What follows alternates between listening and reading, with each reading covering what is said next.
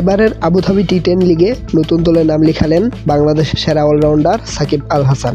গত কয়েক মৌসুম তিনি বাংলা টাইগার্সের হয়ে খেললেও এবার নবম আসরে তিনি খেলবেন নবাগত ফ্রাঞ্চাইজি রয়্যাল চ্যাম্পসের হয়ে।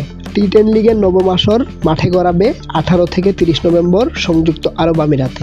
এবারের আসরে যুক্ত হয়েছে 5টি নতুন দল: Fiesta Riders, Espin Stallions, Royal Champs, Ajman Titans ও কুয়েটা ক্যালাফরি।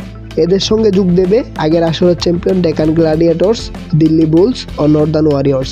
ইংল্যান্ডের অলরাউন্ডার লিয়াম লিভিংস্টন এবার খেলবেন কুয়েটা ক্যাভালরির হয়ে। নতুন ফ্রাঞ্চাইজিগুলোর দলে আছে বিশ্বের নামকরা ক্রিকেটাররা। নতুন দলে সাকিবের সতীর্থরা হলেন ওয়েস্ট ইন্ডিজের জেসন হোল্ডার, পাকিস্তানের মোহাম্মদ আমির, জিম্বাবুয়ের সিকান্দার রাজা, যুক্তরাষ্ট্রের অ্যান্ড্রিস গ্রাউস, সাউথ আফ্রিকার ইমরান তাহির ও আমিরাতের অধিনায়ক মোহাম্মদ ওয়াসিম।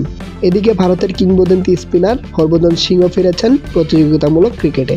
45 বছর বয়সী হরভজন এবার খেলবেন নবাগত ফ্রাঞ্চাইজি এসপিন স্টলিয়ন্সের হয়ে। তার সঙ্গে একই দলে থাকবেন ইংল্যান্ডের উইকেট কিপার শ্যাম বিলিংস, বাঁহাতি পেসার টাইমাল মিলস, ওয়েস্ট ইন্ডিজের ব্যাটার আন্দ্রে ফ্লেচার, শ্রীলঙ্কার আভিষ্কা ফার্নান্দো ও বিনুরা ফার্নান্দো এবং আমিরাতের জোহাইর ইকবাল।